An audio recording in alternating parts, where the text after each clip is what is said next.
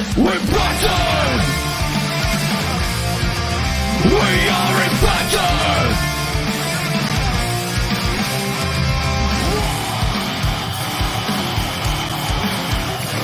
We're Bison! We're ready to get up! We want to win! Light the fire of power and make us free! We never break down! We want to win! We are impacted! The best team!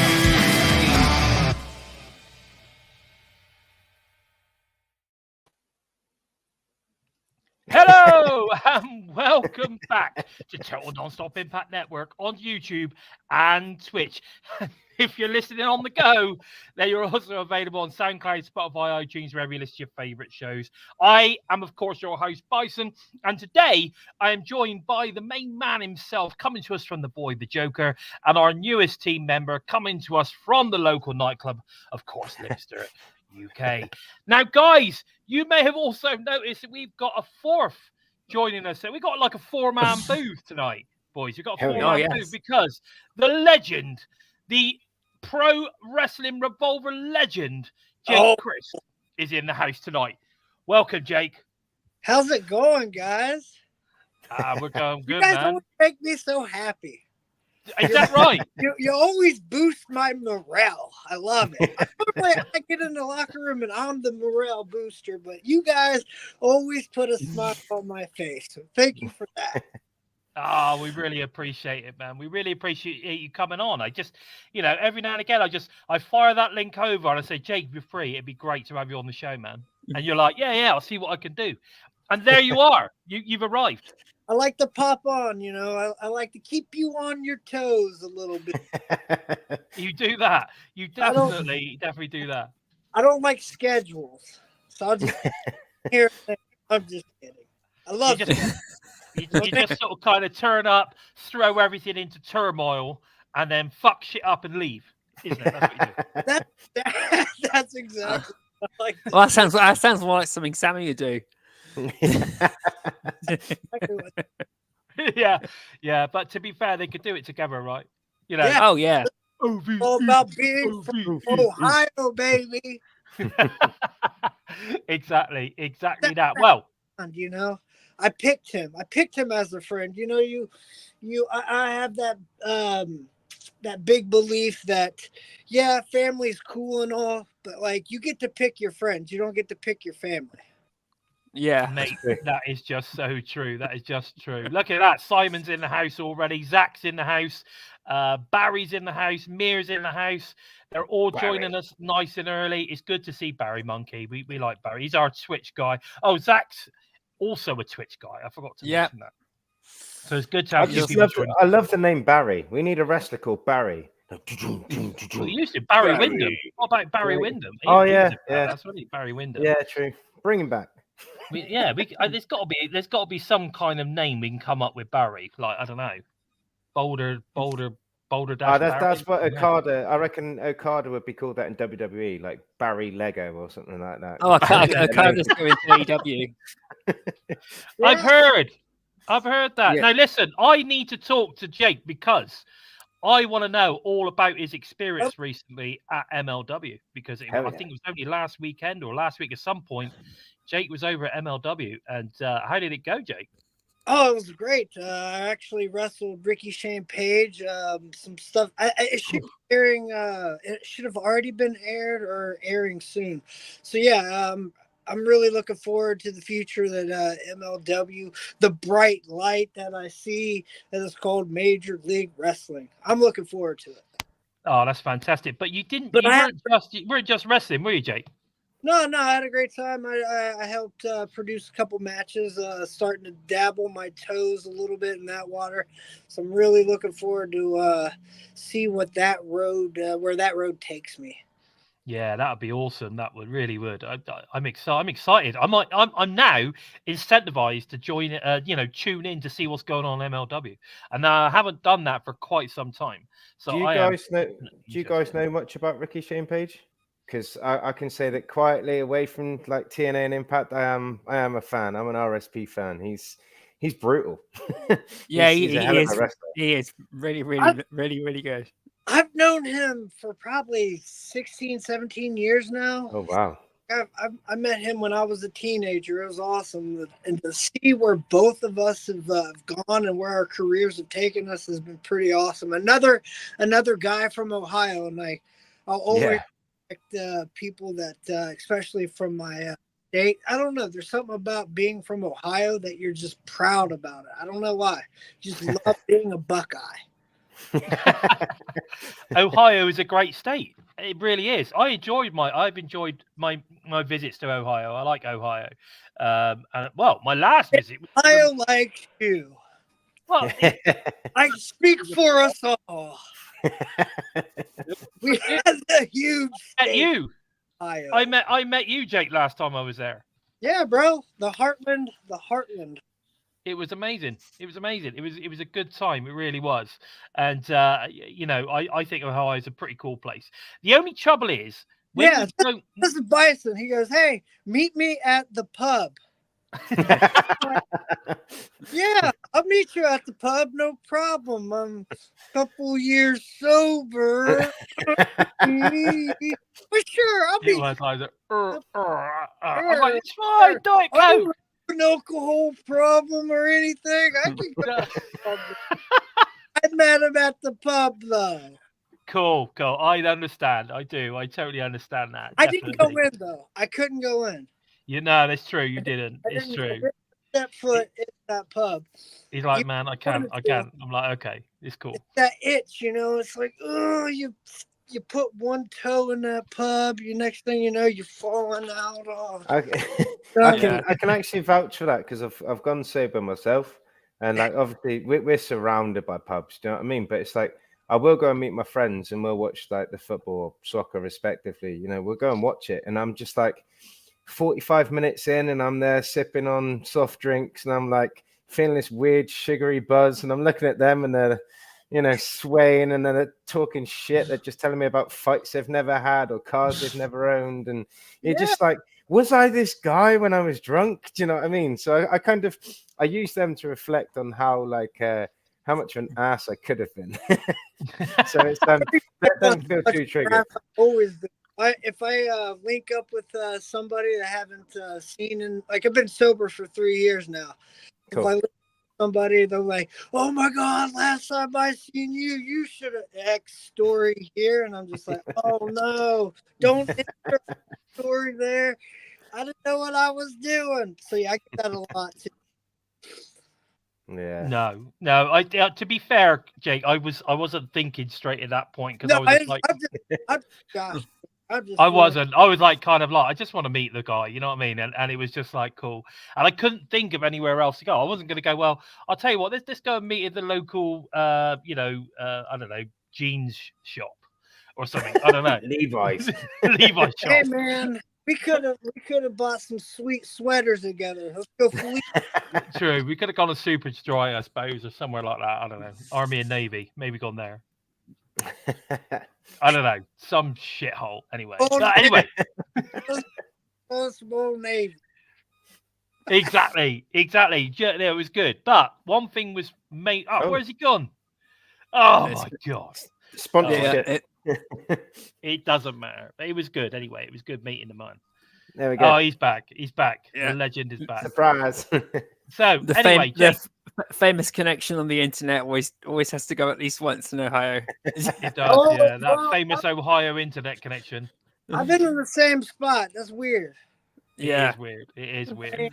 So I'm actually in my town I grew up in, New Carlisle, Ohio. I bought a car from here, and we always get our car work on oil changes and all that, and had my day off today, and my wife goes, "Hey, since you had a day off, go take my car, get an oil change." So came up to my hometown. I'm actually just walking around the baseball fields and about to explore the old neighborhood. Oh, Cool. nice. It's always nice to go back to where you come from. I don't get to do that very often. Where I was brought up was is about 230 miles away. So, and I don't really get there that often, to be honest. It's so busy doing so many other things, you just never get a chance to do it. It's like a 3-hour drive there and back. Well, there and then 3 hours back. I'm only like 30 minutes away, but it's still tough to, with all the traveling, work, and all that. It's hard to dedicate time just to go back to your hometown and just walk around and see how things have changed. So I'm actually really looking forward to it. There's a skate park that we used to skate all the time up here. I'm actually about to walk up here in a few minutes to see how that's holding up. Have you got your board? Not with me today. Oh, that's a shame, isn't it? Eh? Could have got out there and done a few tricks and shown the locals how it's done. I'm gonna check out the old skate park, and then I was like, oh shit, I forgot my skateboard. You would have been on TMZ, bro. If I was in my car, it'd be different. You need to get over there and do a promo. Get a decent promo going for Revolver. That'd be good. I like your promos where you just sort of randomly in like an underpass or something, or just next to that. I love the wall. I love that wall where you do those promos with the graffiti on. Yeah, man. That was the thing that I wanted to be a little different, but I wanted to change. And it's like there's this about 1.5 miles from my house. I would skate every day to this wall, and that was a part of like getting sober, my sobriety. I literally had each hand on each side of the mirror as like tears were pouring down my cheek, just asking myself to get clean and quit, drinking. After I threw up and took a shower, I rinsed and repeat that, because that was my home recommendation of kicking being hungover. So I throw up, take a shower, I'd rinse and repeat that like 5 or 6 times, depending upon how crazy of a night that was the night before. I actually had tears just rushing down, and I said the two things that's always stopped you from getting to that next level in professional wrestling is your promo ability and your body. So like I started walking to the gym that same like breath, like as I'm wiping the tears off my face, I'm walking to the gym. My wife's doing the dishes. She's like, where you headed? I told her I'm going to the gym. She goes, well, you don't have a membership. I said, oh, I'm about to. And I've been walking to the gym ever since. But I've also, what I did about that 1.5 miles to that wall that you talked about, I would skate there every day and just cut promos. Because I felt like that was the biggest hole in my game, was just like, for some odd reason, you could talk all the shit that you want, but as soon as that red light hits, like some people just freeze up. I was kind of one of those. I know exactly what that's like. I kind of like freaked up and like, oh shit, what do I do with my hands? Yeah. Type thing. It's like, no, put them down. But like, so I would skate to that wall, and it was like, not only helped me with my cardio, but I'd also start thinking about promos or start thinking about what I wanted to say. And then I would match the theme of my promo to whatever was painted, graffiti on the wall. Yeah, that's cool. Yeah. I think that's a cool idea I was as well. doing a lot of like Born to Die thing. There was this thing that was like the Grim Reaper with like a 9mm that was really cool. It had like some smoke. I did one in front of them, front of that. It was really cool stuff. Yeah, there is some cool stuff on there. But you say, interestingly enough, you talk about your promo ability, and I know it's well improved now. It's way, way better than it was. But like, one of the things I used to like about when you were like when you were back in TNA or Impact, whatever it was at the time, you used to be really good with being in the background with Sammy. And we talked about this a lot on the shows. We used to turn around and say the little things that you did facially or kind of like there was a bit they used to do where you used to mimic him, where you were sort of becoming the golden draw. I think it was at the the time. golden draw, Right. man. That was That's the it, time. the golden draw, right? And what you used to do was sort of kind of almost mimic Sammy behind him when he was giving a promo. And I used to say to the boys all the time that do you know what? Like, Sammy's great at doing a promo, but what used to make those promos for me was watching you in the He needed background. to. Yeah, it was sometimes brilliant. it make it so much better. Yeah, man. That was such a great time. That was the whole plan behind that. You know, was the golden draw. You know, you know, I try to do all of this stuff. But yeah, man, that was some great time. It was a lot of fun, and we spoke about that a lot, didn't we, Joe? We used to talk about it a lot. So Yeah. that promo was made by Jake. It was just so good. And like yeah, I don't know. I mean, I like the promos you give now, though. That they are so they come across so authentic now. So, you know, like everything that you're saying, you could you know, you feel that you're totally believable. It's like, you know, what he's saying right now, he means every word of it. Yeah, man, for the longest time, it was just trying to be a character, but now it's just like, bro, like, and it hit me like a ton of bricks. I don't even remember how long ago, but it was like, it was shortly after my 3rd year anniversary of being sober. I always put like a tweet or a big, you know, thing out, and it always ends with, if you need any help or you know anyone that needs help, you know, always reach out. I'm I don't know. I'm not a specialist on this. I'm not a genius when it comes to this stuff. But what I could do is just tell you the things that helped me and how I can get through to that. And it just like light bulb clicked. And I was like, that's it. Like, that's the guy that I'm just gonna be that guy. So it's not a you know, a gimmick, or it's not, you know, like what you said, you could tell that there's truth and there's meaning behind every word that I speak now, because it is from the heart and it comes from a special place. And anything that I say in a promo is absolutely the truth. You know, like maybe a few years ago, 4, 5, 6 years ago, maybe that wasn't the case. But ever since I've put time, effort, and like put a lot of thinking behind my promos and my craft in this, is like the last 3 years, like I stand by everything that I said, and it's 100% true.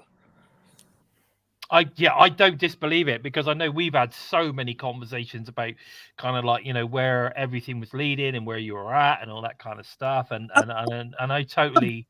It was a bumpy road, man. It was a hard road. I mean, You got to make sacrifices. It's still a tough road. I mean, there's not a day that goes by, you know, that I don't think about what could have been.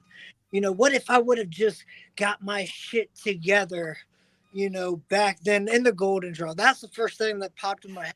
Talk about the golden draw, and I was like, oh man, it makes me happy, makes me warm inside.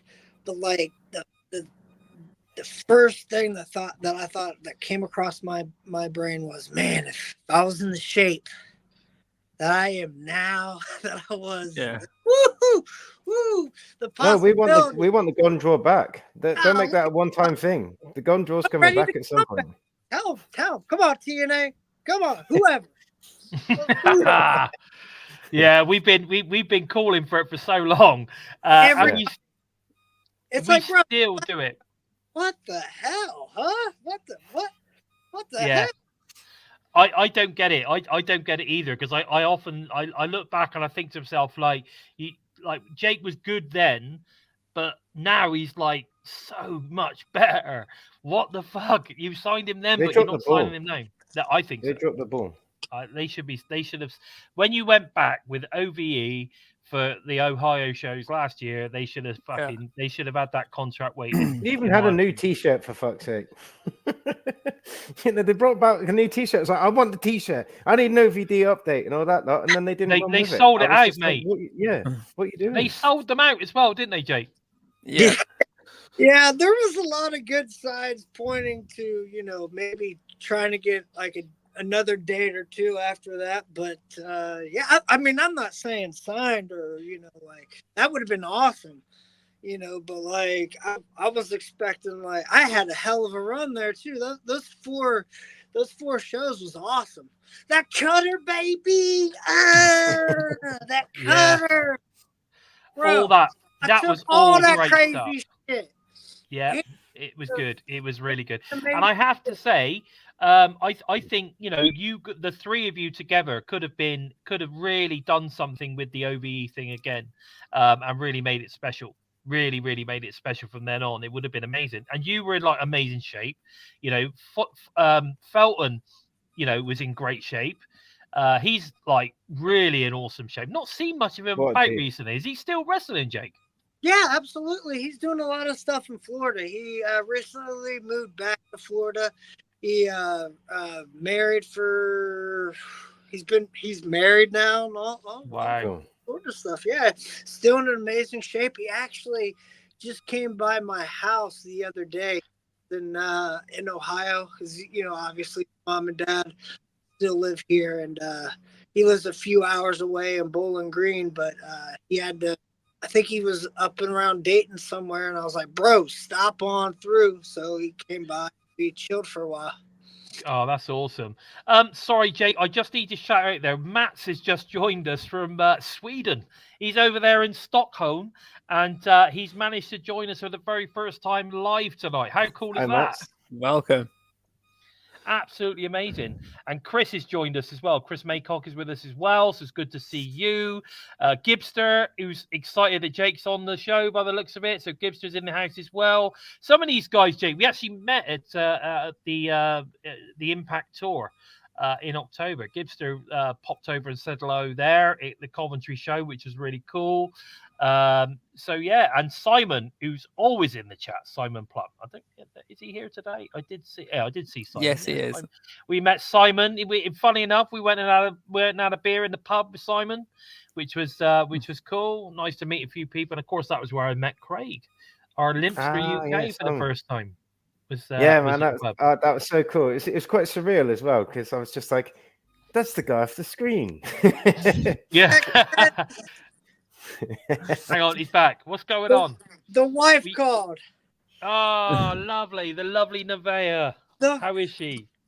Oh, good, man. She was just telling me the car's almost done. I didn't know it was this much time has elapsed. Oh my goodness. We can't keep you away from work. I guess you've got to work, bro. It's whatever, bro. It's all good. Oh, good, yeah, good. cool. I'm glad to hear it. I just gonna give a shout out to my mate Pete because he's personally texted me and said, "What's up, my mate Pete?" He goes, "Is that Jake fucking Christ?" I was like, "Yeah." He goes, "The real Jake Christ." I'm like, "No, it's just some lookalike dude who's just kind of pretending." He's not the fire starter; he's the fire maker. He is Jake fucking Christ, not just Jake Christ. Jake fucking Christ. So, bro, what's going on with Revolver?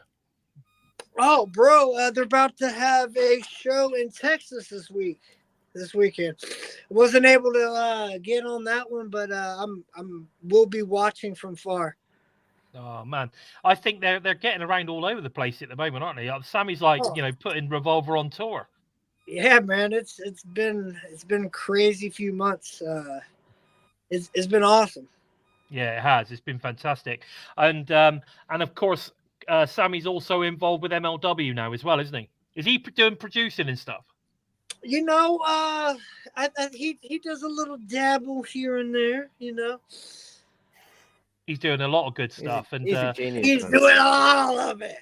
He's doing it all.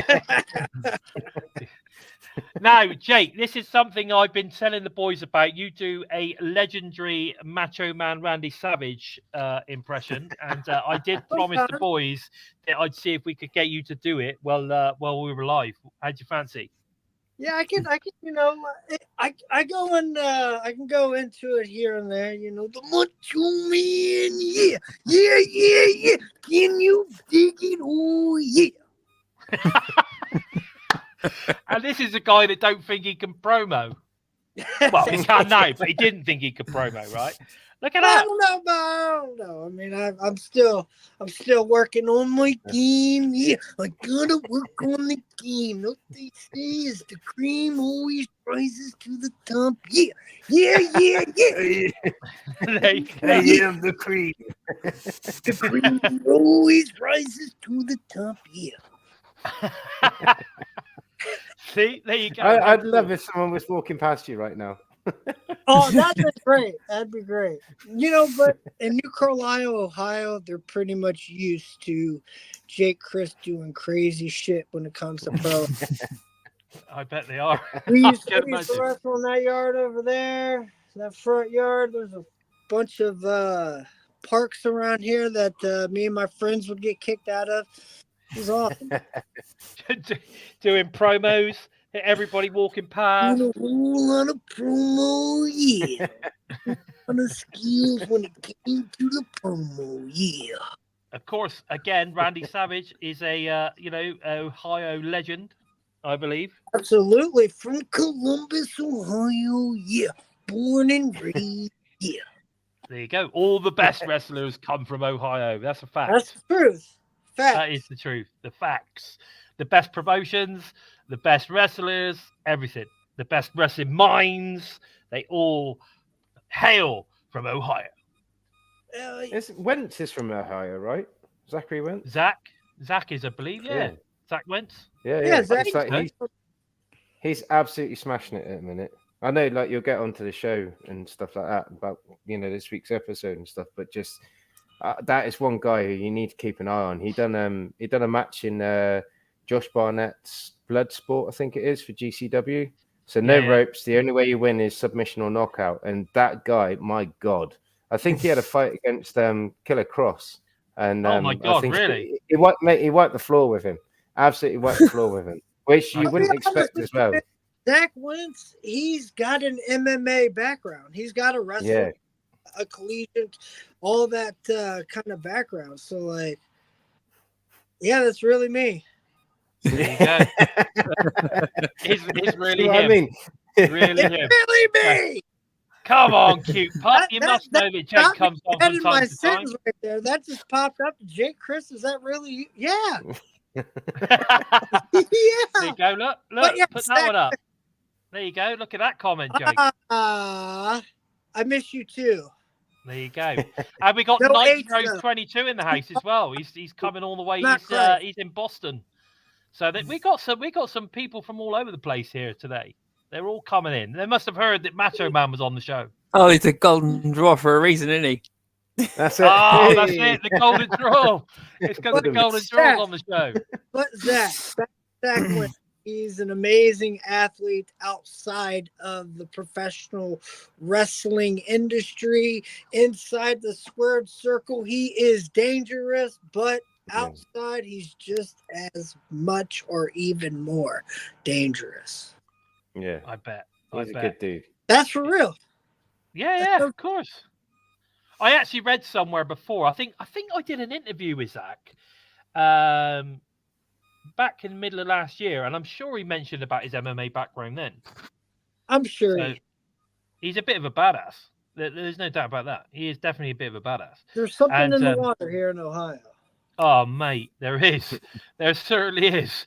If you're not big and like monstrous, you're nimble and. Well, look at Ace Austin, for example. He's incredible. Is he actually from Ohio then? I thought he moved to Ohio. He lives in Ohio. Yeah, but he's not He's from got Ohio. taste. Hey, it's the water. It's the water. Yeah. You still come and move to Ohio. And then you drink water. Ace Austin's thighs are the size of my torso, I swear. And you get Austin like legs. There you go. Yeah, you've got like basically, neck breaking legs. Just Ohio water. It's not him, doing a ton of work to get those legs or anything. It's not him lifting a ton of weight. It's just the water from Ohio. It's just the water. That's it. That's all you need. Now, Cute Pup's asking, how did you pull out that cutter crossing half of the ring? It's the legs. It's the water in Ohio. It's the water. It's good quality H2O. No, man, it's all about having that hang time. It's slow motion. I try to get that double pump like I'm Michael Jordan. Every time you watch it, a time almost slows down until the neck is grabbed, and then it just goes back to like normal speed. It's almost like watching things going bullet time, Max Payne style, or in the Matrix style. The amount of times you pull that bad boy off in Revolver, though, as well. You know, we need to get people watching Revolver, guys. Seriously, if you miss Jake from Impact or TNA, you know, you need to start Maclin's watching MLW. there. You need to watch Wrestling Revolver, because I'm telling you, and you can get it. You can get Wrestling Revolver. You can get it on Fight Network. You know, I started watching Revolver, right, and I watched a few bits, but when obviously Jake disappeared from Impact at the time, I'm like, man, I gotta miss my boy, and I started seeing him advertising Revolver, and I'm like, you know what, I'm gonna have to start watching Revolver, and then every month I started buying the show every single month just so I could watch Jake, and then I realized how fucking awesome a show Wrestling Revolver is. Like the fans are insane as well. I put Wrestling Revolver shows up against anybody's shows on the Facebook planet right now. Yeah. Oh, they're awesome. Value, like, and that's the thing is, like, we are straight punk rock mentality. We are do-it-yourself, you know, wrestling company. Like that, everything that you see has been built from the ground up from Sami Callihan. That's 100%. Like everything.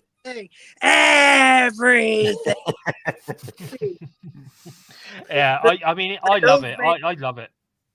He's obviously got a vision of what he feels a wrestling show should be, and that's it. I'm all for it. I'm all for it. This is the secret, because him and we talked about this, you know, for a number of years. Sami, when he was 17 years old, he ran a company called American Lucha Corps in Bellefontaine, Ohio. I was on that show. I like to call those that's the origin story of Revolver. Like that, and that was, like I said, he was 17 years old. I mean, like that was a long time ago. 16, 18 years ago. That's a while. Those are the Revolver origin stories of those shows. Like he had a vision from back then at 17 years old on what he wanted as a wrestling company.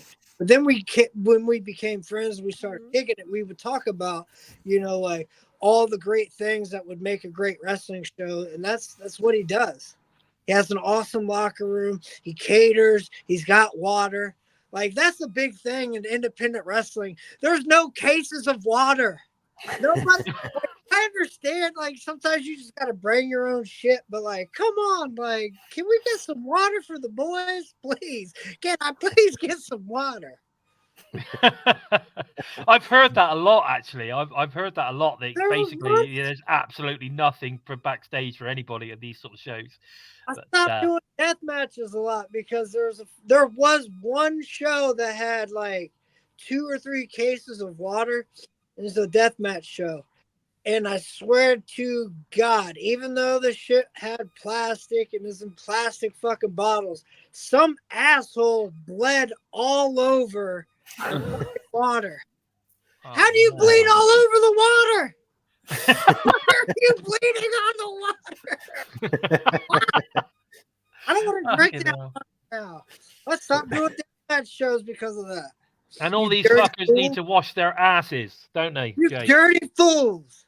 How you gonna bleed stuff? How you gonna bleed on water for the whole locker room? Bleed on your own water. Oh, this is mine. Do you remember, right? I remember this tweet that Jake put out ages ago, right? And he was obviously at some independent show fighting some dude. I have no idea who it was. But the tweet was somewhat along the lines of, if you're going to wrestle me, at least wash your fucking ass. The worst. I at all levels, from top to bottom, you come across people that just don't wash their ass. Just wash their ass.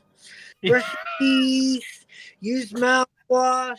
Use that stuff that we call deodorant. Use some cologne or perfume. I don't give a fuck what you use. Just smell decent when you come to the ring.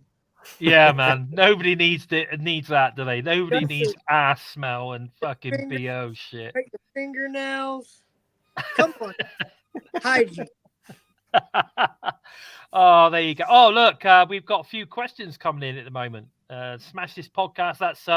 That's J-Bone from TNI US team. He's asking, how's your health been these days, Jake? Great. Brilliant. Anyway, next question. Moving on.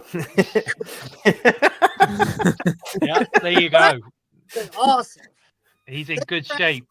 Look at him. Look at him. He's got a big smile No, on his face. it hair's goes without looking asking. good. You know what I mean, like What? I said on the call that we had off the show, I was Everyone just like, goes through Jake, their give me some tips. Everyone goes through their Britney Spears stage where you got to shave your hair off. Yeah, You and looking, you know, like I do have to say this, guys. Now, I don't know if anyone's going to agree with me on this one, but does not Jake look like Alex Hammerstone's skinnier brother? That sounds like a diss, man. That sounds like a diss. Alex Hammerstone, I think I'm older than him. He'd be my younger brother. Well, right. Yeah, So but let's look at the just size of clear the it out. He's my little big brother. Let's just clear it out. So, did Jake Christ and Brian Cage have an experiment, and then all of a sudden, out came Hammerstone? It can't be nothing to do with Brian Cage because Hammerstone's got promo skills. I got some work to do. I got some catching up to do to old Alex. I'm getting there. You are. You're absolutely smashing it. And I tell you what, I counted at least 8 abs the other day. Oh yeah. Yeah. It's happening, baby. It's happening. They're coming. They're getting there. Hammerstone can't pull off a cutter though. What's that? No, Alex Hammerstone can't pull a cutter off. Yeah, he can't pull off a cutter. I don't know. No. You don't see him flying off the top rope and catching people halfway across the ring in midair. You just don't see it. I wonder if he can wash his ass. Yeah, I'm sure he does. I'm sure he washes his ass. Can he turn that far, or is he? He looks like a guy that would wash his own ass. He does. He certainly does look like a guy that washes his ass. I tell you what. You know, there are a lot of guys that you can just look at and be like, you know, he don't wash his ass. That's true. That is very true. Oh man, Jake, it's been fantastic having you on the show. As always, you have kept us thoroughly entertained, and of course, everybody in the chat are very pleased to see you. It seems we've got Chris has joined us as well. Everyone's throwing in their messages at the minute. We've got a few things coming in, so it's all good. But it's been great to have you on the show, buddy. Unfortunately, we've got to talk about the news of Scott D'Amore. Now, I don't know whether you want to be involved in that discussion, but it is something we need to have a chat about. I'm sure you'd like to leave your thoughts on Scott D'Amore. I don't know. Yeah, sure, man. I just wish him nothing but the best. It sucks to see the back and bone, the soul guy like Scott D'Amore. I don't know the details. I don't watch or look at those kind of things. I just saw the news broke and it sucks. And I happen to like Scott. I had no issue with Scott. I think he's a cool dude, and I wish him nothing but the best. That's nice. It sucks that legit a guy that was the heart and soul, especially when I was there. TNA, you know, like just to be up and gone one day, it kind of makes you, think and wonder. I guess I could have all of us. Yeah. Exactly. It can, these sort of things happen to anybody. But it's been great having you on, Jake. I need to let you get back to your Tuesday job. Our brother. I need to get my car. Oh, yeah. Yeah. It's time. I'm sorry I took all time up. Yeah. Thank you very much, guys. Yeah. All right, buddy. Take care. See you soon. Oh man, what a guy! Really is top notch guy. Top notch guy. And as you say, look, his promo skills have improved massively. Absolutely massively. And so yeah, he's coming on really well. It's great to have Jake on the show. As always, very entertaining. And yeah, he's in a good Honestly, place. my cheeks are aching, man, from laughing so much. He's such a positive guy, such a positive energy. Yes, he is. It's great to have him on, and like I say, he's come a long way in the past 3 or 4 years, and I'm very proud of the way he is now. He's really pulled it together, and he's absolutely smashing it out of the park. Guys, let's get into some of the news and rumors and all the rest of it of this week, shall we? Because we're already 40 minutes into the show. Jake was with us 40 minutes. What a lot of you guys don't realize is Jake literally joined us a minute before we went live. So yeah, he literally has been with us for 40 minutes, which is awesome. And I really do appreciate Jake coming on the show and showing us some love, which is great. And I'm sure we will get him on again soon to talk about some of his experiences that he's obviously been having, that he'll have with MLW moving forward, and of course more Revolver talk, I'm sure. So loads of stuff going on there. But guys, let's have a chat. Let's talk about some of the shit that's been going down. So I just want to get this out of the way first. Joe Hendry food fight featuring Jason Hotch. Go and check it out. Very funny. Jason Hotch, good guy.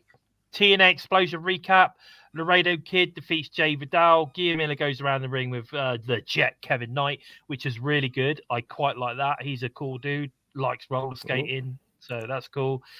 Jake Something also defeated Shearer, Craig's favorite, after a pretty good big man match, I have to say. And I think they gave Shearer some good time in this match.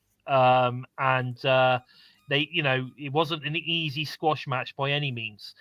So it's definitely worth checking that one out. It was a good match, really, really good. And also, what we found out was that Impact have now released the Powertown action figures. The announcement's coming soon. I know Jordynne Grace is one of them. I think Eddie Edwards, Moose, and I had the further one. I can't remember who it is now. Josh Alexander are the first four. Josh Alexander, Moose, Eddie Edwards, and Jordynne Grace are the first four that are to be coming out. I don't know why Josh Alexander didn't come to mind. I was thinking of bloody Brian Myers and Joe Hendry's music video he did for Matt Cardona. Oh yeah. I'll tell you what though, right? I have to say this. That's a good first four. That's a good first four. It's a brilliant first four. Yeah, so I think I might consider ordering. I might certainly Jordan and Josh, definitely, and yeah. Moose. I love Moose. I'm a big fan of Moose, so probably Moose as well. To be fair, I'll probably get them all. There's no point in beating about the bush. I'll just get them all. Screw it. If you don't want the Eddie one, you can always send it to me. Okay, buddy. Maybe I'll do that. You never know. But the big news of obviously the week that broke while we were on air last week. The one thing that we all, I'm sure, want to be talking about is the termination of former, I guess now, TNA president Scott D'Amore. Now, I know that probably everybody in the chat really want to have a good blast on this one. Please feel free to leave your thoughts. Remember, it is okay for us not all to agree on, this subject. All right. So this, I don't want to see any nastiness or or anything like that related to what anybody has to say, because everybody has their own opinion and is very much entitled to it. So I'm going to start with you, Craig. Now I know that we went on the obviously we were on the show at the time when it all broke. But, what are your initial thoughts? And we'll go to Joe as well after that. But let's start with you, Craig. What are your initial thoughts on obviously the termination of Scott D'Amore?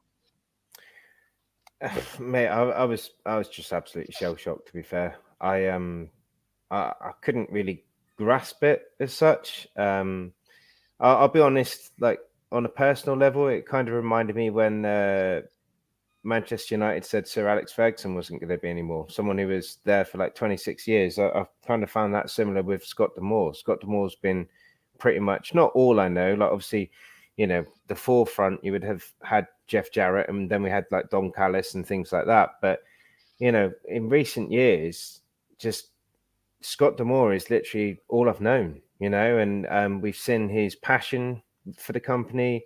Like Moose said, there wouldn't have been Moose without Scott D'Amore. You know, it's just that effort and that work ethic and stuff like that.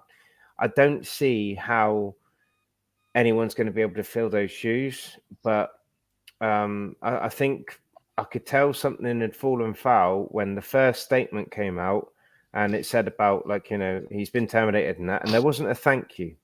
There wasn't a thank you to Scott D'Amore. So that to me just kind of made me feel a bit like what's gone on backstage. And I'll be honest, I don't think we'll ever know. I don't think we will ever know what actually happened.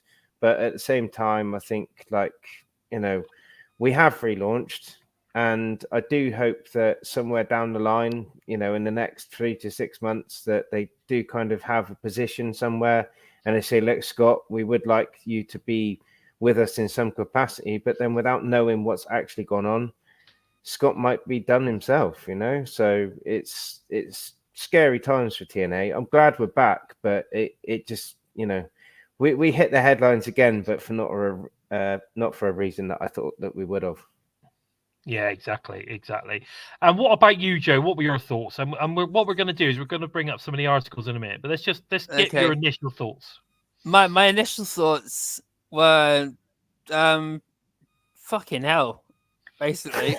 Fucking hell, what the hell was going on? Then I looked at some of the reaction and that online, and then knowing that even Anthem couldn't be bothered to tell the roster. It was Tommy Dreamer and Gail Kim who had to break everything to the entire roster and things like that. Yeah. So that my initial reaction was just anger towards Anthem for basically saying this guy's in charge now, and not even like Craig said, not even any real thank you to Scott D'Amore, just a corporate statement saying that Scott D'Amore's been a great guy, which the usual corporate bullshit that you would expect to get. You know, no real reflection on what he's actually done for the last 6 or 7 years since he came in with Don Callis. You know, the company was on its knees after Jeff Jarrett took over again. And then Jeff Jarrett nearly sunk it low, and then Dixie Carter had to deal with.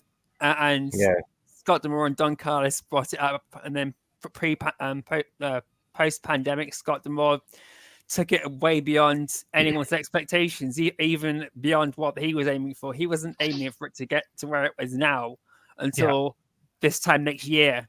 But the long-term plan with Scott D'Amore and Don Callis coming was to get it all going to where it is now, roughly, for 2025, and they got it. Scott D'Amore got it done a year and a half earlier than he expected to. Yeah. That's fine. So here's my take on this. Okay, the bottom line is this: Scott D'Amore is an employee of Anthem. Right, he's an employee, and as an employee of Anthem, you know, he could get sacked, he could get fired, he could get terminated, whatever it is that you want to call it. If something isn't quite right, if it's not working, if there's something not right, then that is a possibility that it could happen. Okay, and I just want to quickly say so. Simon is correct. If we bring Simon's quote up a second, Simon Plum. We'll get back to Eli in a minute. It wasn't a cold dismissal with the comments, so it was clear it wasn't for anything horrific, which was really yes, exactly. They did thank Scott. I'm sure they did. I was thinking that when you said it, but I haven't got. You know, I won't find. I put money on it. I won't find the article that I'm on about them, because they're probably the main one on the site, but the one that went onto PW Insider, from their quote, there was no thank you. But then the one that was like on the official Twitter page and stuff like that, that did have a thing. Did have it on there, and so does the one that's on the website. It has it on there as well. Yeah. So that's the one I've read. I mean, I would go with the official one as opposed to what PW Insider decided. It was just the PW one was out first. It was Well, I don't know. That's the first people noticed it because that came out. I think it was probably already on the site, just people hadn't Yeah. seen it yet. But either way, my thought process is this: if you read some of the stuff that's come out recently, obviously he was saying, in the past, and he'd done it before. If you give me more money, I'm going to walk. Right. So Yeah. it's been said in a few times in the articles, and I'll say now, as an employer. Right, as someone that runs my own business, if I had an employee, a manager come to me as the owner, right, and say, you either pay me more money or I quit or I leave or, I'm not going to, whatever, I'd say, there's the door. Yeah. Okay. And that's the bottom line. At the end of the day, Yeah. they bow down to it a couple of times from what I can gather. But what's going to happen eventually is, you pull that shit one too many times and, well, eventually you're going to get the sack. They're going to, you're talking about Len. Len is a billionaire, Yeah. right? He's not going to take kindly to an employee, regardless of what position that employee is in, constantly saying, well, if you don't give me what I want, I'm off. Well, you can to break it down into even more context. It's like the situation we had with Killer Cross and Anthem. He wanted more and more on everything to do with his contracts and that, and then kept bullshitting them, and then they just got fed up and got Scott to fire him. Yeah. So it's just that on a higher scale because it's Scott D'Amore, because Scott has such a major influence and everything. Yeah, no, exactly. But the thing is here, right? And now I'm not saying, right, that him going is bad, or I'm not saying that it's a sad thing as a fan. And I'm sure if you were, if what is to believe by, pretty much everybody that's ever dealt with him from a roster perspective, from the people that literally work within TNA that work under him, right? He's a great boss, great morale backstage, really good, knows his shit. Right, and the guy really does know what he's doing. Then I'm not taking anything away from that. Like, I totally get that because I've worked for people in the past that actually, they were such good bosses that I would come in, I would go the extra mile, I would, literally say this guy is awesome, and if he got fired, I might get upset about it. However, I wouldn't then risk my own job or leave my job because of it, because at the end of the day, I've still got my family to feed. I've still got my mortgage to pay. Yeah. You still got your own life to lead. So, think about things in that respect. No one's left. And the reality is this: no one is bigger than the company. No one is bigger than the company unless you own it. Well, if you own it, you are the company. So it's nobody is bigger than the company, and that's a fact. So whatever went down behind the scenes, whatever happened, led to where we are now. Let's I'll tell you what. Have you got the actual initial report that came out, the initial announcement that came out on the actual website, Joe? Have you got that? I've got like four separate pages. I got from everything. There's quite a lot there, isn't there? Yeah. So, get a bit of a share screen Rooney going. Let's have a look. Yeah, I'll bring it up from the earliest one to the latest one. So it'll probably it won't be the official statement straight away. Let's just go and see where I can find the. Here we are, share screen. It should be.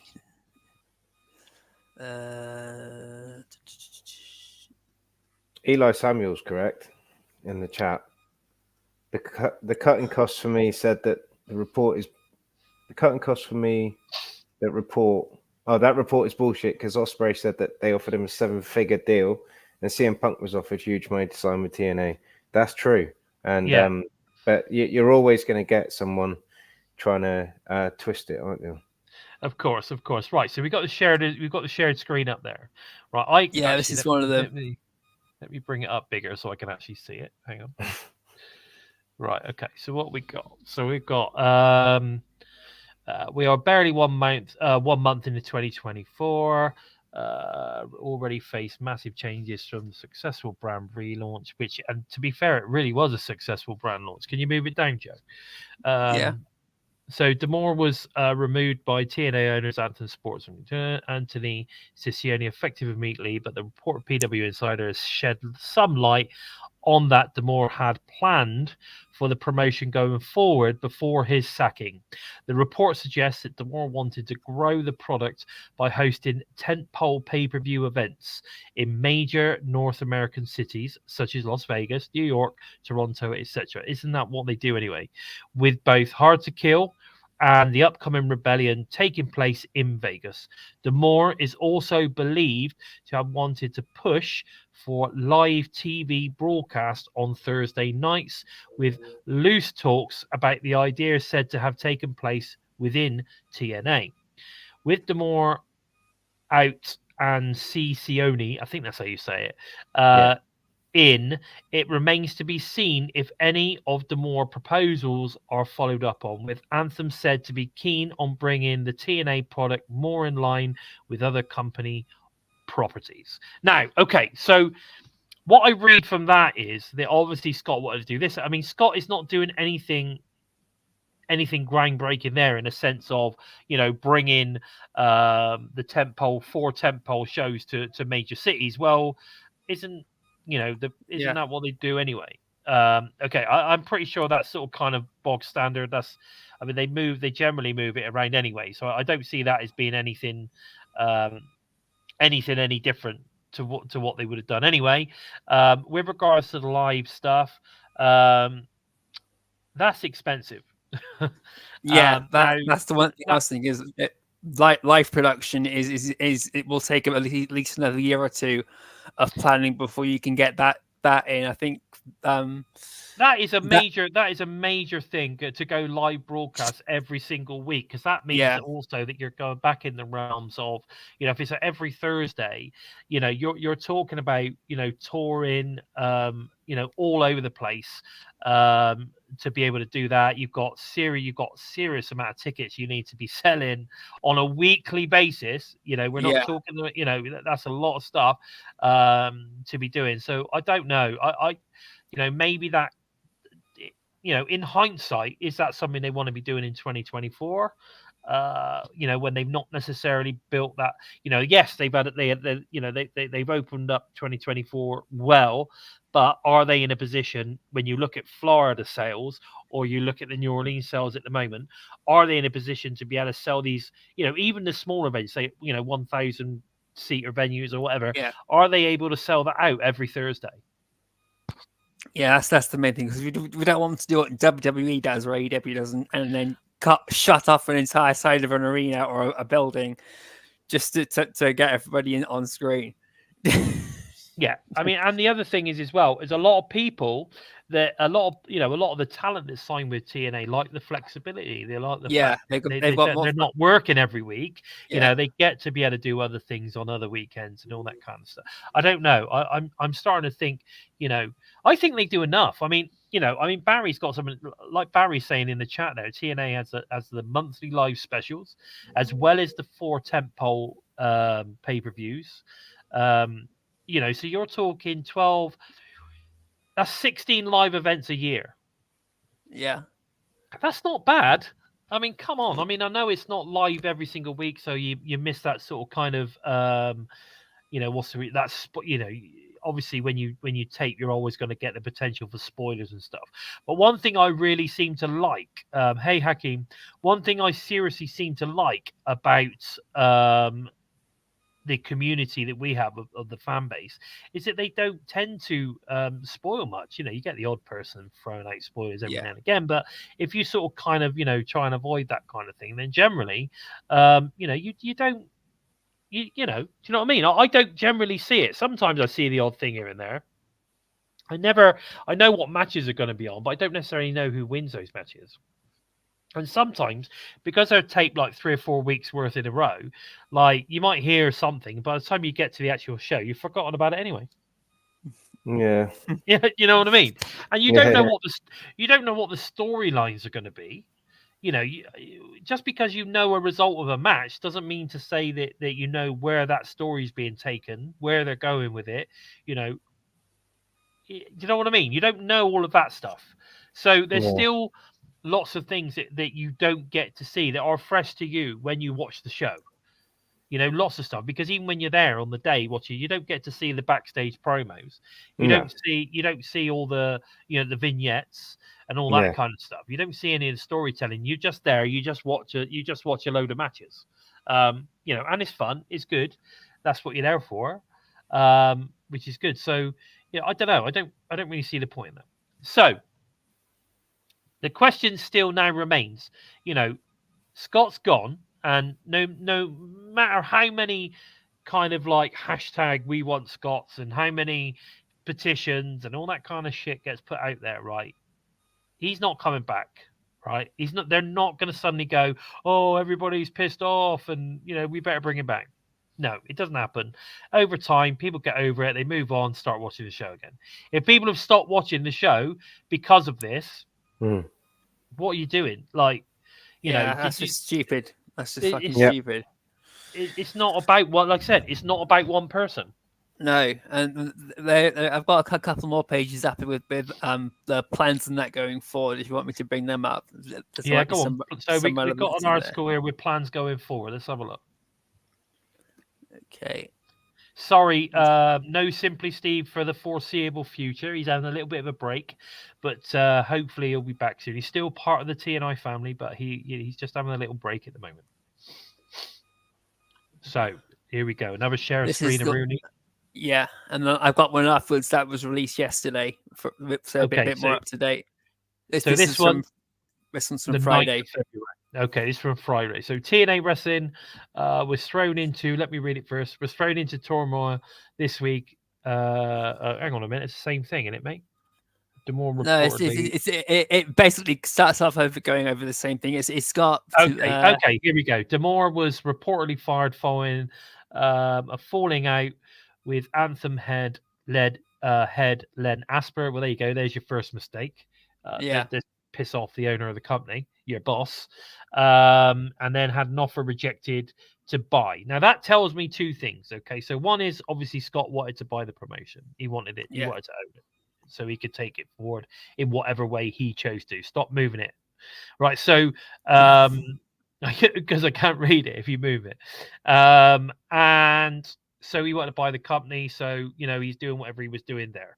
Now, what I read was that they'd actually fired him before he put the offer in.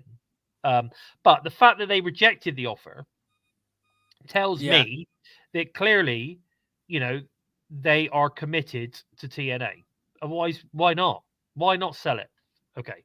So in an update, the future TNA wrestling, Mike Johnson, PWSI reported that Anthem aren't planning to scrap TNA, and Anthem are fully prepared to keep moving forward with the promotion.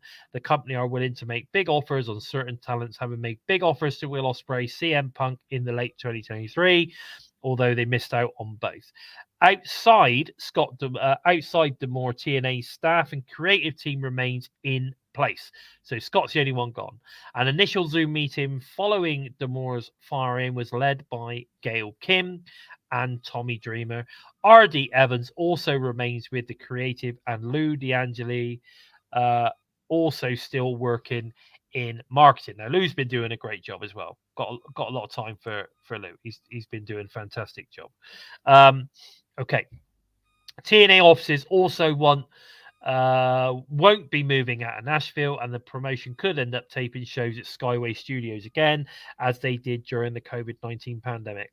That worries me. I saw them the conversation coming back on our group chat. That makes no fucking sense whatsoever. Why the fuck would you do that? Right? Okay. So you've proved that you can sell tickets, and you're moving around, and why would you suddenly stick yourself in one location again? I mean, if you were just going to do one, or maybe a set of tapings, if you couldn't find somewhere else, or if you didn't have somewhere available at the time, that's fine.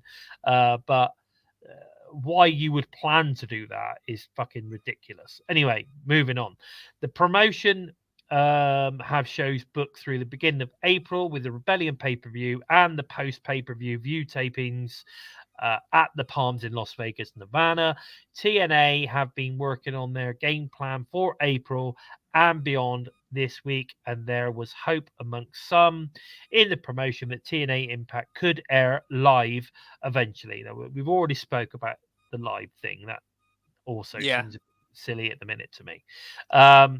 The greater integration with Anthem has seen talks be held over having TNA stars pop up on other Access TV program, possibly in the future films with Anthem Gravitas Ventures. Anthem thinks the integration will help maximize money for both the parent company and TNA. So what they're saying here is basically, well, we're paying them to be in TNA, but the money that we're paying them to be in there, we could use them on other stuff, so we don't have to pay other people because we're already paying them. That's interesting. But having said that, the movie stuff's interesting. I mean, putting them on Access TV seems pointless because they're already on Access TV every week anyway. I mean, if you were going to put them in other shows to be aired on, other channels, to widen the appeal, widen the, people getting to know who they are. They go, oh, I quite like this Frankie Kazarian dude. Let's go and see what he does at wrestling. Maybe. Yeah. But you never know. But obviously, the movie stuff. Now that sounds interesting. Now, on Anthony Ciccione, PW Insider noted he has a reputation for being a stand-up person and really smart executive who will listen to feedback as opposed to just bulldozing the room. Ciccione also has some working knowledge of professional wrestling, as he was a top executive at The Score in Canada, and that's a TV show, I believe, when WWE moved to the channel. As he has never run a pro wrestling promotion before, it is expected he will lean on expertise of others. So you've still got people involved. You've still got Lou. We've still got Lou there. Who's obviously got a lot of experience in professional wrestling. Yeah. We've obviously got Tommy Dreamer still there. Gail Kim's still there. R.D. Evans is still there. Rhino is still there. Where's Craig gone, by the way? I just noticed he's disappeared. Oh, he's back. Get him back in the room. Bring him back in the room. Hi. Saban's still there. Yeah, there you go. He's stuck backstage. Saban's still there. All the people that have got the wrestling brains are all still there. The only person that's gone is Scott D'Amore. All right. I'll bring up the next one for you. This is the last one, guys. Don't worry. This is taking up all of our news time. It's already been an hour and 7 minutes. Anyway. Yeah. We've smashed it. This is a long one. Right. Okay. Let me bring it up big. Oh, sorry, because when I bring it up big, I can't see the comments. So make sure you pop the comments up as well. February's been. Oh, we're going back to the same old shit that they keep saying. Hang on. Scott D'Amore's fired. The public reason given for the change. Okay, here we go. Placed by a long time Anthem executive. He's been there 16 years apparently. But the public reason given for the change was to bring about great integration between TNA and Anthem's entertainment group. Although it has been reported that D'Amore and Anthem head of Len Asper disagree on the future of TNA, and Anthem rejected D'Amore's attempts to buy the promotion outright. We know about that. We've already discussed that. And they rejected it.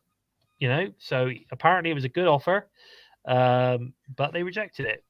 So if they had no intention of taking the company forward, then why not make a quick buck? But they didn't. Do it.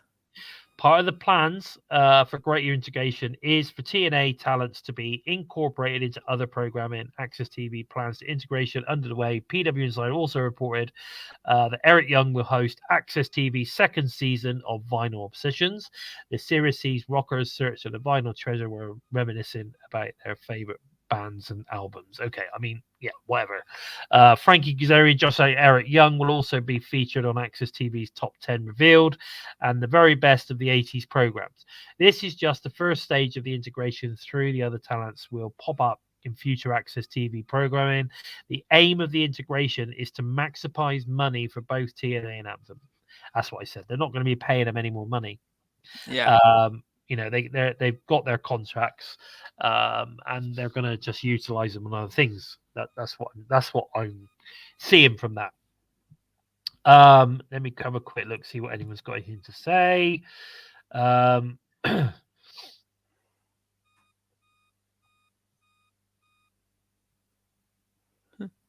on a minute, what's going on? Just having a look. 5 minutes before they noticed you had gone, so of us noticed. So, everyone, oh yeah, okay. You were gone longer than Trent's marriage, apparently. There we go. Okay, so this Scott D'Amore situation. At the end of the day, he's an employee of a company, had a disagreement with the guy that owns the company, the multi-billionaire Len Asper. They had a disagreement where it's going, and it was obviously not the best way to go. So they decided, to move on. What do you mean? Is Boomer Bison in the house? Have I missed something? I just saw that what you just popped up there. Yes, that's Punk Black is there. Oh, I don't know. Think someone thinks your nickname is Boomer Bison. Oh, okay. No. Okay. No, Boomer Bison's my daughter. Right. Okay. So, going with that. Okay, is that at the end of the day, like I said to you before, if someone was to come to me and speak to me or be like that towards me, then I'd say see you down the road. Don't let the door hit you on the ass on the way out. That at the end of the day, that's the way I look at it. That's the way I look at it. And that's the way it is. Now I know that people are upset about it, but life is life. Like people do a job and then they move on. And that's the way I look at it. Now I'm not so, and I don't think that all of a sudden just because Scott's gone that they're not going to continue putting out great programming. Why would they have invested, right? Yeah, so much money just bringing people in. Doing all the upgrades. I mean, I saw something which said that the upgrades were just sort of kind of like, basic upgrades, like software upgrades and stuff like that, which is true. But they also did a refitted Skyway, and they also obviously, looked at how they could improve the look of the product, new staging, all sorts of stuff, right? So there was a lot more to it. Obviously, also willing to spend money on talent. So I'm sure that moving forward, although it is a real loss to the promotion, there is no doubt about it. It's a real loss. I'm sad to see him go, but all I want to do is I want to say thanks, Scott, for everything that you have done for the past, certainly for the past 8 or 9 years since you've been there, rebuilding Impact Wrestling, rebuilding the TNA to where we are now. I just want to say thank you ever so much for doing that, because it means a lot to us TNA kids, that grew up finding TNA on, for us in the UK on Challenge TV, going, hey, this is cool. And then continue watching Black Hole Slams all over the place and AJ Styles jumping around all over the shop. All these things that we weren't getting from WWE at the time, and these sort of kind of more, realism in the promo. Scott, Scott Steiner doing math promos and basically calling everyone fat and stuff like that. I mean, just crazy. So stuff that you just would not see on WWE television, you were getting from TNA. So I think it's pretty cool. I quite like that as well. Paul Matheson saying you could use Skyway for Explosion. See, there is, I mean, maybe. Yeah. But what I'm saying is, I don't think you should go there as like, let's just do a set of TV tapings. Absolutely fucking no way. That's crazy. Absolutely crazy.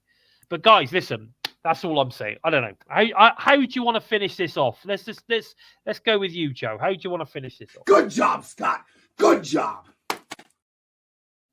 How about you, Craig? I'd stick with Joe's clip, to be fair. That's I'm really thankful for what he done for us. I think we were we were spoilt at times. But like I would say, much like Moose, without Scott D'Amore, you wouldn't have had an Eli Drake. Eli Drake wouldn't have gone on to LA, whatever his face is now. LA Knight. There's so many stars that's the one.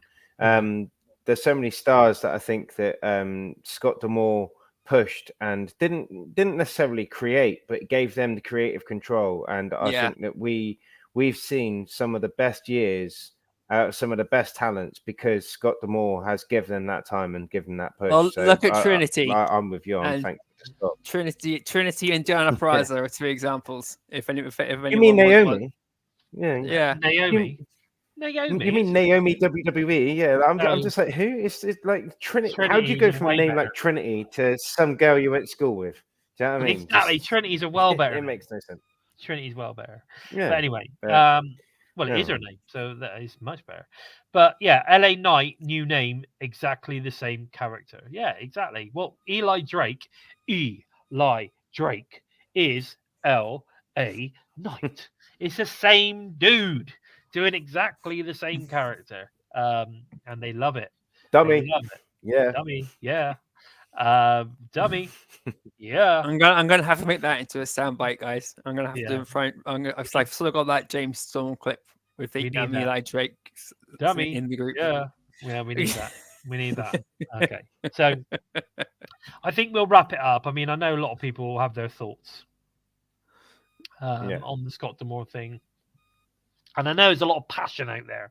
You know, a lot of passion because a lot of people love Scott. You know, and I get that. I do. I get that.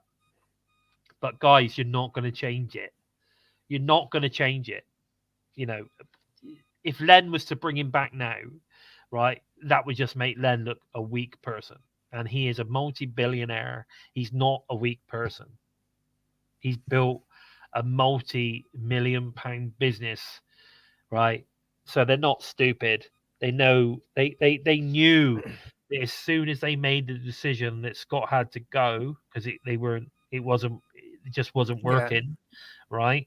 Then their visions weren't the same. Once they made that decision, they knew that this was going to happen. They're not stupid. One other thing they have said is that if any talent is not happy with the situation going down the line, they will be taking every like issue they have on a case by case basis. So I've heard that's not strictly how that conversation went. Yeah, they will. I mean, I'm sure it's same with me. If I suddenly have an employee go, look, can we have a bit of a chat about this? I'm a bit concerned. I would have a meeting. I'll have a chat with them and sort it out. Let's get it out in the open. Let's get it talked about. But I don't necessarily believe they're going to release people for it. No, it's just I think it basically said it in one of the articles there that he's not going to steamroll for everything and not listen to anybody. Yeah, exactly. He's not going to do what Vince McMahon did or what Tony Khan is basically doing, and just have their vision and then push forward with that and not listen to the crowd, because that's just going to cause mutiny in the entire locker room, and everyone will just walk out. So I agree. I totally agree. But what's frustrating at the moment is nobody's even some of the faithfuls or whatever. People are just not giving it a chance. Let's see what happens. We've not even had a set of tapings with this guy yet, with the new president in place. But people have to understand that because everyone keeps going on about he's got no experience in wrestling. Well, hang on a minute. To negotiate a new TV deal, to negotiate advertising, to negotiate, streaming services, do you know what I mean? To negotiate decent contracts with talents. Why do you need to have knowledge of the wrestling business to do that stuff? You don't. He's not. He's already stated. He's not going to be looking to book wrestling matches. Yeah, he has people to do that. He's worked for WWE, but he's not saying because I've worked for WWE, I know everything. And he's not got a mindset like Tony Khan where he thinks money talks and that's all that matters. No, but he's a lawyer by trade or whatever. He's a lawyer. they are the guys that make the best negotiators. You know, look at Tony Khan at WWE. Not Tony Khan, sorry, Nick Khan at WWE. He is a lawyer. Yeah. There is the main man there. He's not a wrestling person. Doesn't need to have wrestling knowledge to be a good negotiator and like broker deals. They could potentially take the company forward. You know, he's got experience in is being exec. Please explain to me, you know, what it was, you know, what new network or TV deal or a major advertising campaign did Scott broker? Yeah. You can't name one. Yes, he's done a great job. He's done a great job. Cheez-Its. He's done a great job, you know, building a great, you know, atmosphere, great morale, family-ness. He booked some great matches, you know, and all that kind of stuff. Brought in some good people. And all those good people that he brought in, funny enough, are still there. So, you know, if there is a legacy to be had, if you know, from this, these people are still there, guys. So I don't see there being a massive difference in terms of what we get from a wrestling, from a show standpoint. I think that's going to continue to be better. They might bring in more people. You know, I'm a big fan of possibly bringing in someone like Sami Callihan to be a booker, a storyteller. That would be fucking awesome. So they've spoken to Matt Riddle. I saw that pop up in the bottom of the corner of one of the articles we were looking at. They're speaking to they've been in talks with Matt Riddle recently. Well, yeah, I mean, you know, cool. Yeah, you know, that's cool. I mean, that's obviously a talent, which is cool. But I mean, he's already been MLW and he's been to a few other places as well. I mean, he's all right. I wouldn't get excited about Matt Riddle, but you know, they are willing to talk to other. They are willing to be talking to talents and bringing talents in, and you know, I am sure it's going to be fine, but we've got to give it a chance. You can't just suddenly poo-poo everything and say I'm not going to watch it ever again, just because you know one particular person in the cog of the the backroom staff is not there anymore. It will move on, and hopefully, you know, it will be okay. So for me, you know, I'm just gonna wait and see where this goes. I'm gonna keep watching, wait and see. If it starts to go downhill, well, then maybe we'll start watching MLW. I don't know, but you know, well, if Jake Chris is going to be there, then yeah, definitely. Maybe, I don't know. Maybe we'll have to start talking about other wrestling promotions. I don't know, but all I'm saying is, at the end of the day, we'll just give it a chance. Well, we know what Craig won't be doing that, so that's fine. But okay, so let me look at my thing now. Let's put a pin in it and move on. So let's talk about the matches we've got in the moment. I'll tell you what, we're going to run out of time, so I'm not going to go through last week's show. I'll just talk about a few other bits and bobs and what we've got coming up Thursday. So no surrender matches so far. We've got a no surrender rules world title match between Moose versus Alex Shelley. We're going to get Jordynne Grace versus Gisele Shaw for the Knockouts title. Mustafa Ali versus Chris Saber for the X Division Championship. Decay versus MK Ultra. That's came out in the last day or so. That's going to be good. That'll be knockout tag gold. PCO versus Big Con. And I want to say the match graphics that they're putting up are insanely good. Yeah, and there's been a huge twist added to the Moose and Alex Shelley match, because Alex Shelley's going to have Kevin Knight and Kushida in his corner, and Moose is going to have Brian Myers and Eddie Edwards in his corner. Right. Apparently, the rules have been changed, so it's basically going to be they're going to fight it out until one person on the other side, until someone throws a metal. Basically, there's no disqualification, no holds barred. That Moose and Alexander are going to go until one of the other guys decides that they just can't take it anymore and literally throw a towel in. There you go. So it's whoever throws the towel in. Yeah, so it's literally because of the post-match attack on everyone last week and all that followed.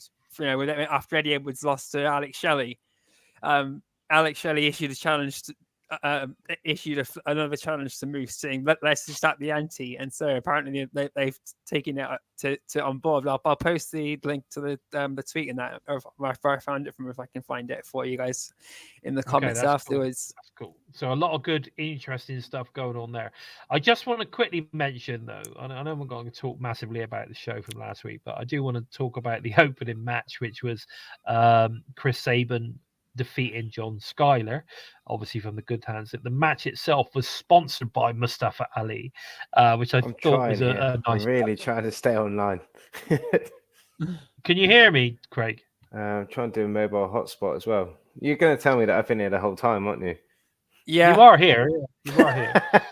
Sorry, right. I'm just like staring into space.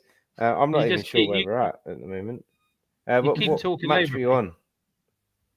Chris Sabin. We were just saying about Chris Sabin and the John Skyler with the sponsored by Mustafa Ali. I tell you what, Chris Sabin and Skyler, that was a good match. So. It was a good match. It was, and I loved it. I love the way it was sponsored by Mustafa Ali. I thought that was I thought that was brilliant too. And then Chris Sabin commented on that straight after his match on Twitter, saying, so he's going to be he's basically politics his way, if that's even a word, it took to a title match, and he's really pissed off about all that. So it's all of the stuff, Ali's mind games and that have really got to save him basically. So it's looking pretty good. It is looking good. Like apart from like Skyler and Hotch having a really, really shit tag team name, but like, you know, having the Good Hands on a t-shirt for merch, that's nothing I would ever buy. But Hotch and Skyler, I think that we've got two really good future talents there. I do hope that they stay with us, but like Hotch, like definitely. Hotch, he do you remember like a while ago when when Skyler was in Impact, and he kind of went on a winning streak and he was winning all these matches by cheating. Yeah. And then he kind of disappeared. I think that was around the time that EC3 had his Control Your Narrative sort of his Control Your Narrative sort of thing going on. And then Skyler featured in that, and then we kind of didn't see Skyler for a while, and then they've come back as the old the Good Hands and stuff. But like seeing both those guys, because they've got years ahead of them. Both those guys, they can really go, and like, you know, that was definitely a formidable match, I thought, because you know, Sabin, he's one of the best. He definitely is.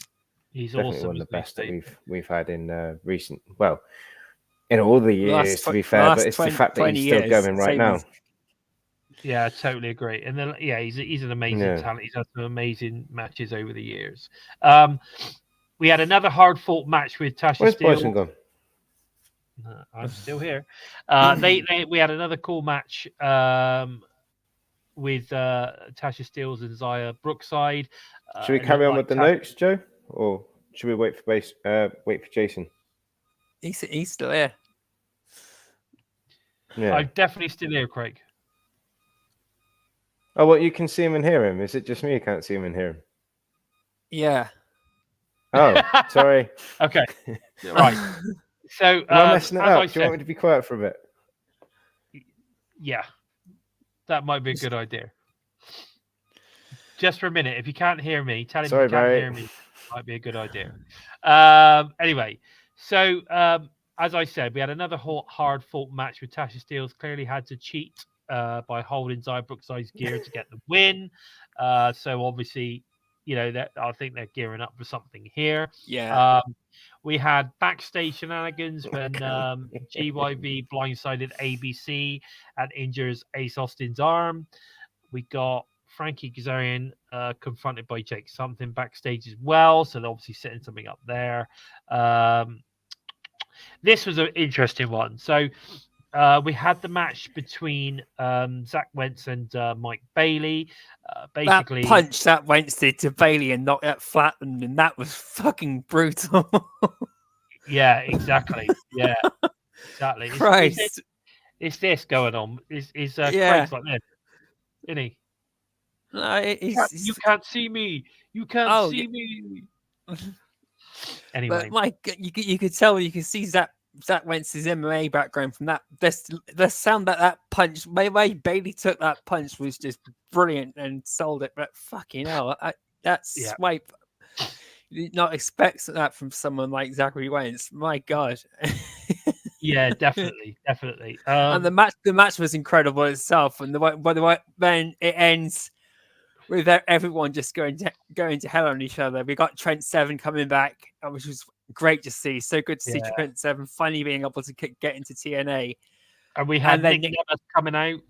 Yeah, Nick Nemeth comes out. Then Maclin comes out, and it's just so brilliant. It's setting up a really, really good storyline now with the Rascalz and Maclin.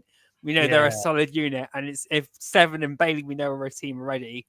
So absolutely and to see them with Nick Nemeth now, this is going to be an interesting match coming for No Surrender. I'm sure a 6-man tag match or something is going to be really interesting. I'll tell you what, though, we had a great promo backstage, proper ECW retro style from. Right. There were so many potential sound bites from that promo. I'm going to have to watch it again to see if I can pick one or two out because there were some good ones. Rhino is doing some good shit at the minute. We then had our final Trinity match with Trinity obviously getting the win over a tap out victory over Savannah Evans. And we said goodbye to her. I quite like this moment on the show. AJ Francis was talking to Dino when Joe appears because obviously he mentioned Dino mentions Joe's name. And he appears, tells him what the world thinks of him. Now, I love the bit here where he's like literally scrolling his phone to find all the comments. I thought that was brilliant. I thought it was a really good skit. Really enjoyed that. I believe in Joe Hendry. Yeah, we all believe in Joe. Next up, we had Con just basically destroying a few local talent. Richard Adonis and Ori Gold. He basically chokeslams them directly from the edge of the realm. After the match, Con snaps the neck of Adonis. He's about to do the same to Gold when PCO appears. Con brings the fight to PCO. And then his orderlies on the stage. Security tries to break it up, and it all sort of kind of goes back. That played out brilliant. So usually those sort of segments can get really, really old really, really quickly. But these two made it go so brilliantly. It was just watching them destroy the security and destroy each other, destroy the security. It's like watching Maclin and PCO going at it, or Moose and Eddie Edwards when they went hell for over on each other. That's it.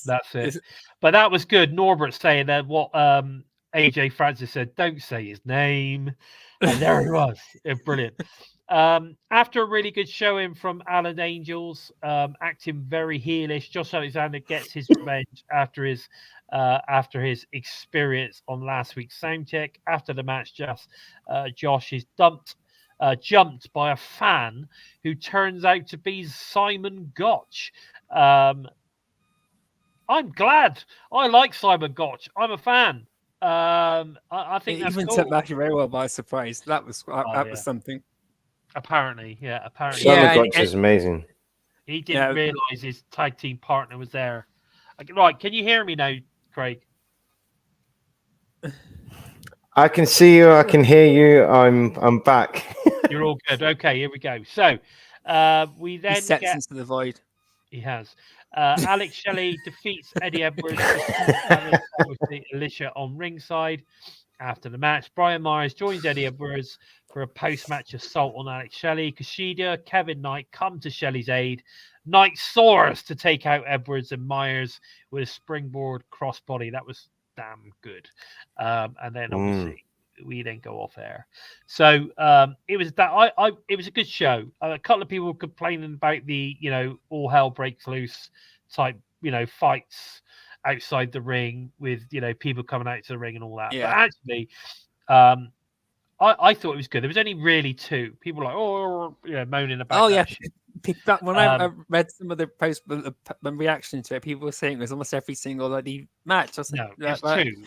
Two matches in total, and there was a backstage assault from the Grizzly and Bets on Ace Austin. It wasn't like it's not like AEW did sometime last week. When that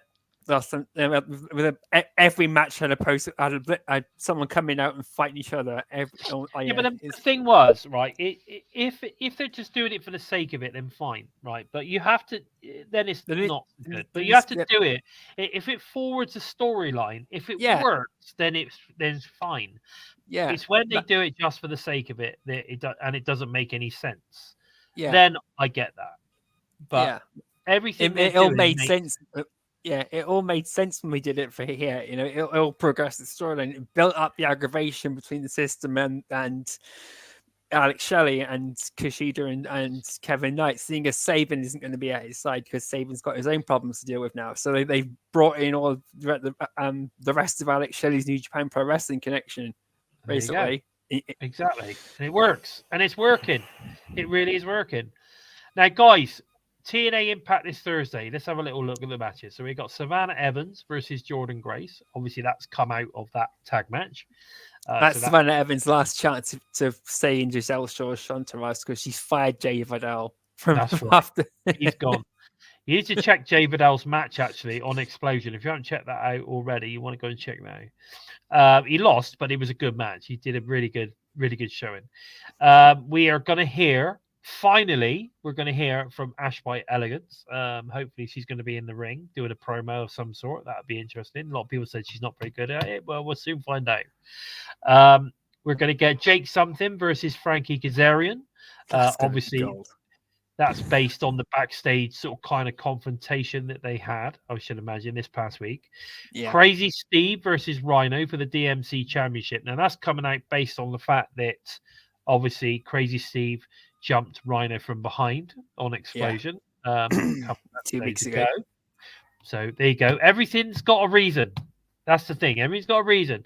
Then got Dina versus Joe Hendry. Obviously, that comes off the back of Dina not wanting anything to do with Joe Hendry last week, backstage promo. Yeah, don't touch me. Don't touch me. Don't ever speak for me ever again. That's it. We've got ABC versus GYV match number 2 of the best of 3 series. I think, obviously ABC's going to win this because if they don't, then it's done. We've got to get the third match, haven't we? Got to get to the third match. I would imagine that's going to be at No Surrender. So there we are with that. I'm excited for that. The first one was absolute banger. I'm sure the second one's going to be a banger, but of course this time we've got Ace Austin with a bad arm. So I don't know. Could that play into the match somehow? Are they going to be targeting Ace Austin's dodgy arm now? I reckon that could happen. You never know. We've got Moose versus Kushida. That's going to be bloody brilliant. I think that's going to be great. And because Kushida can work with everybody, and Moose is very agile for a big man as well, and he sells amazingly. So I'm expecting this to be an absolute cracker of a match.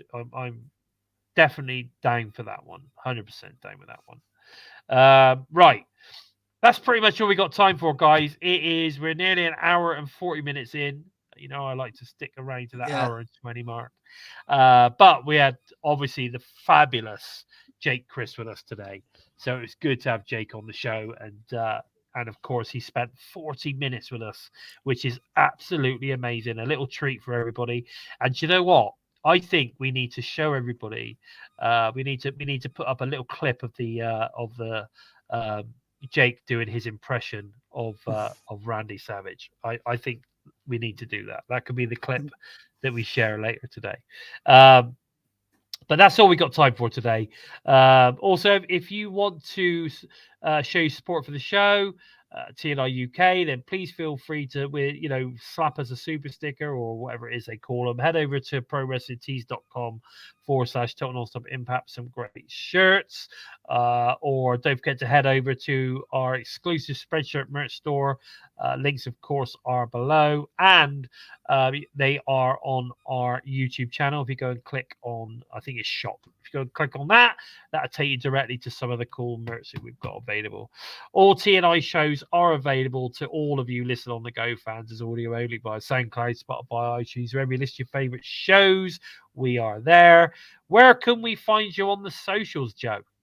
You can jump onto Twitter, look for me and find me at JOK Empty Space. My link to my YouTube channel is in the description. Jump onto Facebook or Twitter.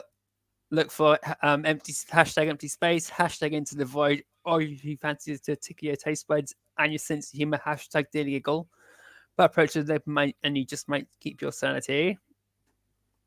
Okay. Limpster has disappeared. He's having a few issues. He's disappeared into the void, it seems. But hopefully he'll be back bright and fresh next week.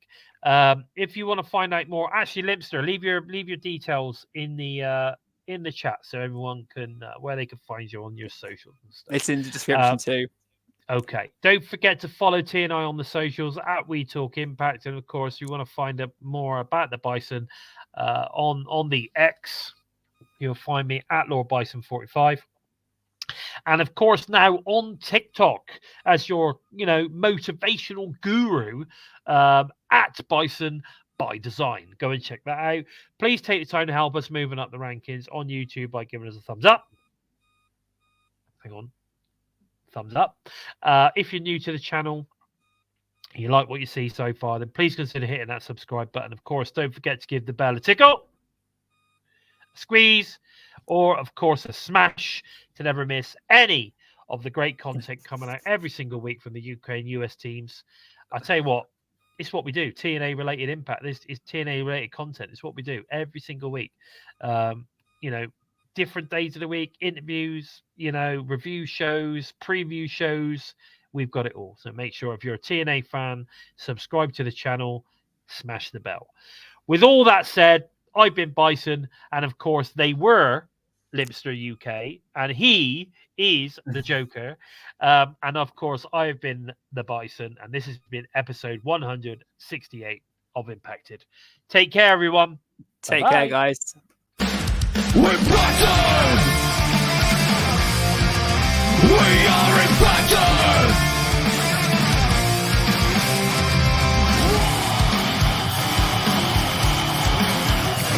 We're Bison! We're ready!